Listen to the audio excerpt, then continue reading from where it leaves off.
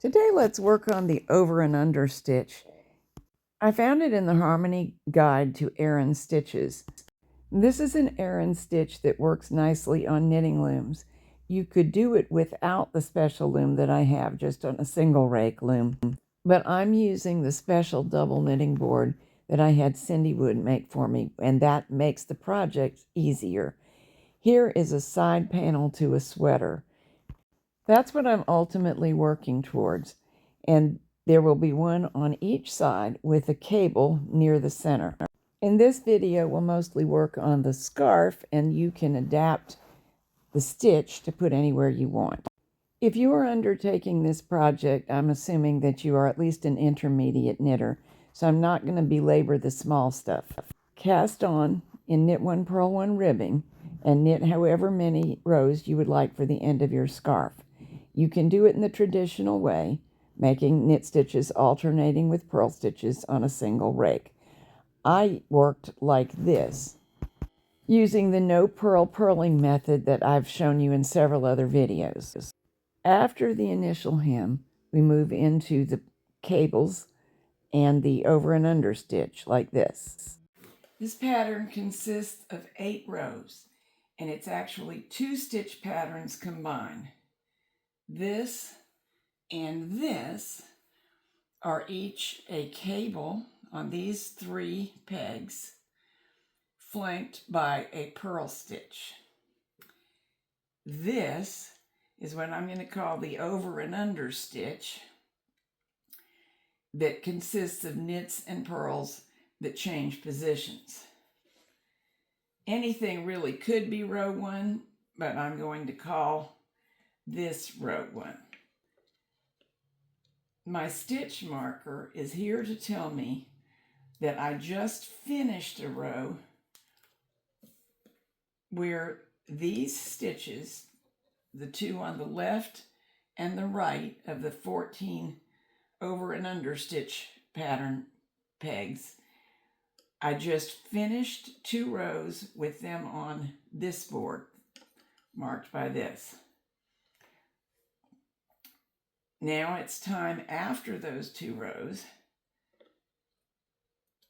to knit over the end pieces, the end pegs, knit these 3, and I'm knitting that one, but it's actually a purl because it's on the opposing board.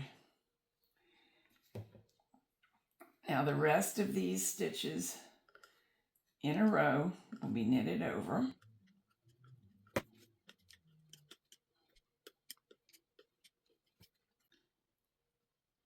There's my purl stitch. Here are my 3 cable stitches, but they won't get crossed this row. This is a plain knitting row for them. And the row ends with a purl. Row 2 goes back the other way in exactly the same manner. For this particular panel, I'm slipping the first stitch every time. I'm going to later treat the edge of the fabric with some other technique to make it into a scarf. Here's how it comes out. Here are the cables. And it's almost non-roll, but not quite. And I feel that the edge could use a little bit more heft in order to be a great scarf. So that's why the treatment. It could be a crocheted edge, even just slip stitched. I'm going to use a knitted finish, I believe.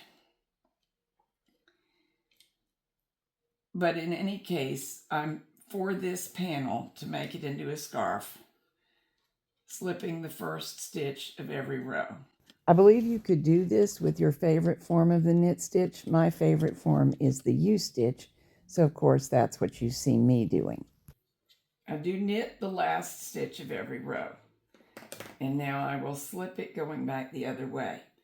But before we go back the other way, it's time to set up for rows 3 and 4. My marker is telling me that I recently worked a row with these 2 stitches and these 2 on this board. So I'm just going to move it to an empty peg on the back board, and that will indicate that I'm knitting this next pair of rows with these stitches on the back board. Because I've moved them there, they will be purl stitches, even though I'm going to just wrap and knit them normally, because they face the opposite direction from the knit stitches on the board nearest me. So row 3 is knit off the 3 stitches that will be cabled, and then purl and knit across. But here I'm using the no-purl purling method. Of course, working on a single rake, you'll have to purl those stitches that I have on the backboard in the normal way. That's row 3. Row 4 is the cable row. Row 4s and 8, actually, every 4th row. We'll do that by first knitting these 3 stitches normally. Take the new stitches, move the 2 that are nearest the center of the work, these 2, to the backboard, just long enough to move the stitch that began near the outside edge of the panel to the right peg, and then return these to the 2 empty pegs. Stitches are likely to grow, so tighten them up so they're not sloppy. Do not over tighten. There's no need for them to be unduly tight. And just be hard on you and the loom and the yarn. So now we knit and purl across in the normal way. Whether you are knitting in the traditional way on a single rake or perhaps an oval loom, which still counts as a single rake, or you've got 2 opposing boards, knit the knits, purl the purl. Time for cable.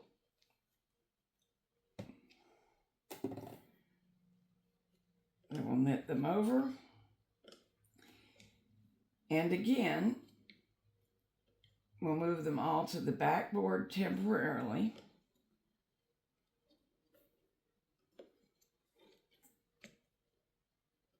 The one closest to the outside edge of the panel goes to the leftmost of the 3 needles.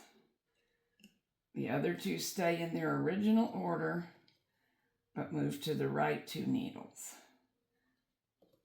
So always with these cables, start with the one on the outer edge and move it inwards. That way the cables will be mirror images of one another, and you won't ever get confused, and the mirror image thing looks nice. Okay, this one always stays a purl, but it's time for 2 more rows that have mostly knit stitches. So I'm bringing these back over to the near board.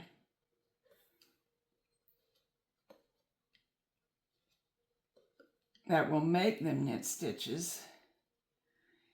And you may recognize this row. It's row 5, but row 5 and 6 are exact copies of rows 1 and 2.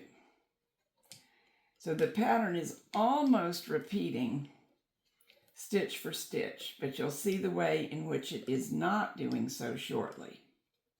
As usual, we're knitting all 3 cable stitches on each end with a purl stitch next to them, and on this row, the 14 stitches between them are all knits. First stitch is slipped, final stitch in the row is purled. Now you really get to see the purpose of the marker. At this point, it's hard to tell where I last placed the stitches that alternate between the two boards. But the marker tells me I last placed them on that board. And for our pattern to work, they now need to be 2 rows knitted on this board. So I'll move the marker, leave these 2 in position because they are correctly placed already. Move the next 2, leave the next 2, move the next 2, leave the next 2, move the next 2, and the final 2 should be on the near board. That would not be the case if you used a different number of stitches necessarily, but because I have 14, it is the case. We knit this row just like row 3, except that some of our stitches are on different boards than they were. But like row 3, the 14 center stitches alternate between the boards, and we knit them off of whatever position they're in. And of course, these are going to be purls in the finished project, though our technique of making them differs from the single board method.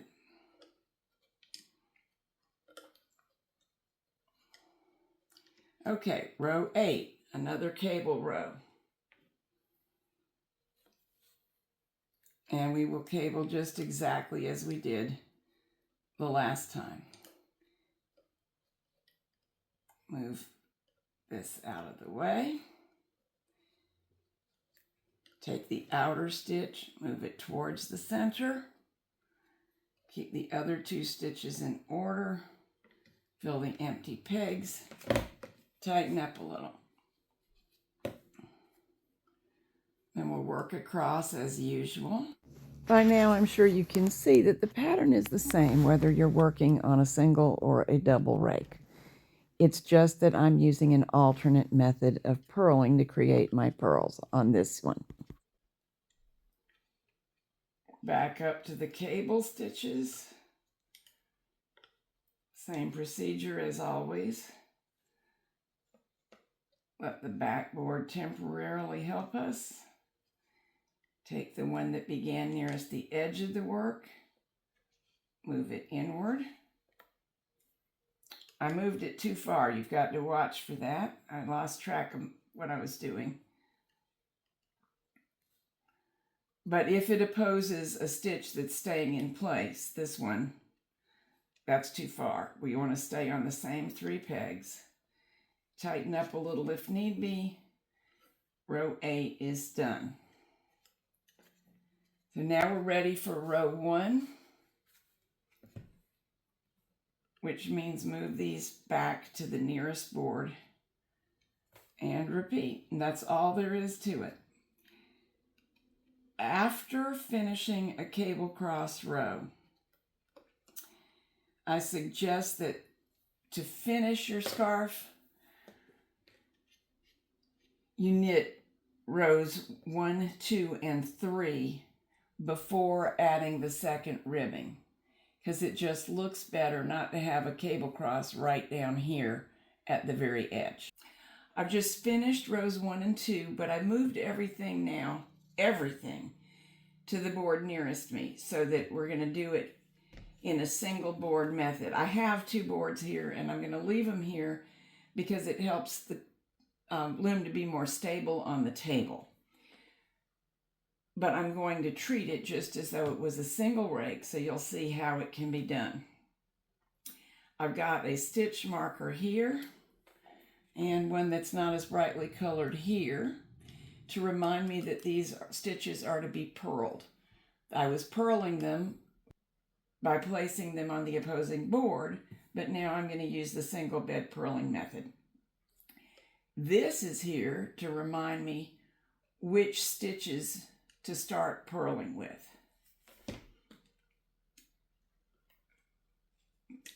Here are our 3 cable stitches to be knit over.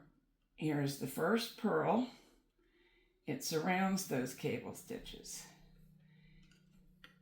Now I'm going to purl 2, knit 2 across, and the red marker is telling me that these are my first 2 purls. Knit 2,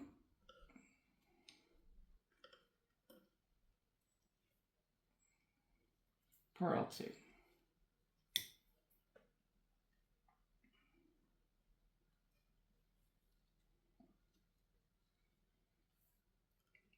Knit 2,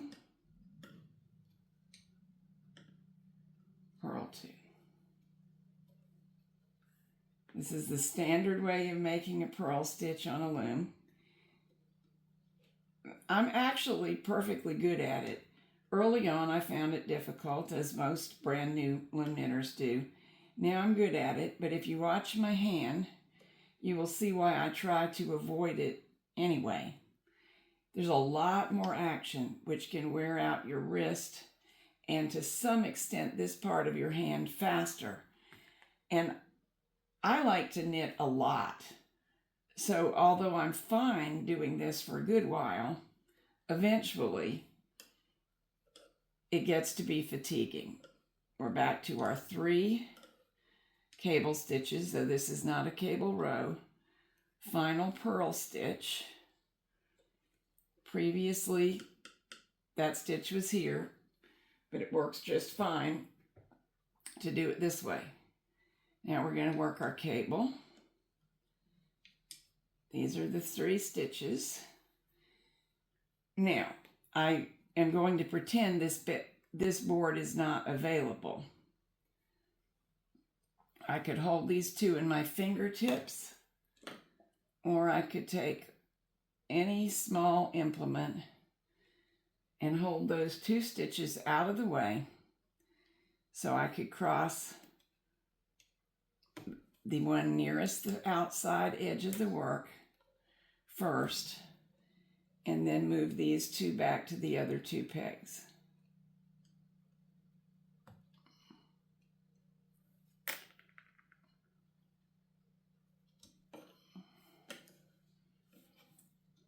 As with the 2-board method, the stitches may grow. It's okay.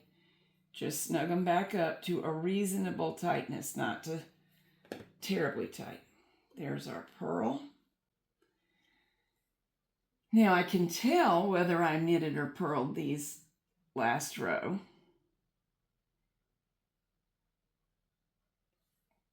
by looking, but I also have this to remind me.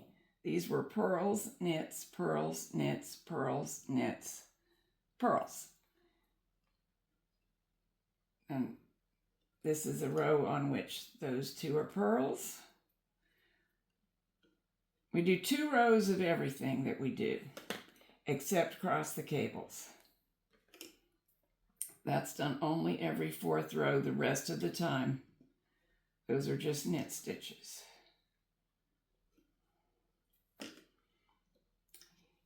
Is it faster to do one over the other? I don't honestly know. I'm going to compare some of my film, and I'll try to make a note at the end of the movie for you. But that the speed or lack of it is not my reason for choosing one over the other. When possible, I will use the no-purl method of purling just to save the wear and tear on my hands. Knit stitches. And if all goes well, yes, my last 2 purls are marked and I'm ready to purl. Had I not been, I should have suspected a miscount and gone back and checked it, because these mistakes don't fix themselves. However, if you mark your stitches, as I have done, and it wouldn't hurt to have a second one of these at the other end to cue you that those are the first 2 to purl. Then on another row, I should move it over. it's pretty easy to keep track. Okay, time for the second cable. 1, 2, 3 knit stitches. Lift these 2 out of the way. This time I'm going to hold them in my fingertips. Move the outer stitch to the innermost peg. The held stitches to the outer peg. Tighten up. Complete the row with a purl.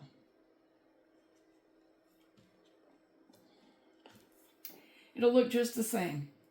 There's no functional difference. There's no moral imperative to choose one over the other. It's just really great to have an alternative, especially if your hands tend to get fatigued. And we're going to do one of those rows that is a 1 or 2 or 5 or 6. This stitch always does get purled, but the rest of these get knitted across until we get to the next always purl stitch. So for this row, 14 knit stitches in a row till we reach that stitch. Purl. And finish with 3 knits, knitting over the cable stitches from the previous row. 1 final purl.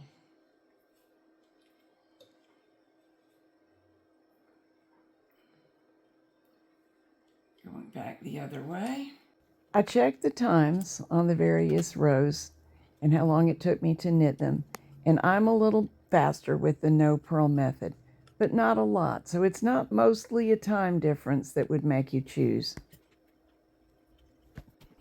Here are the specifics of how I knitted this scarf. I used a number 5 yarn. It took 3.5 ounces. The 24 stitch design came out 7.5 inches wide, including the cables at both edges. The pegs on my loom are 5/8 of an inch from center to center. I used 12 rows of knit 1 purl 1 ribbing at each end.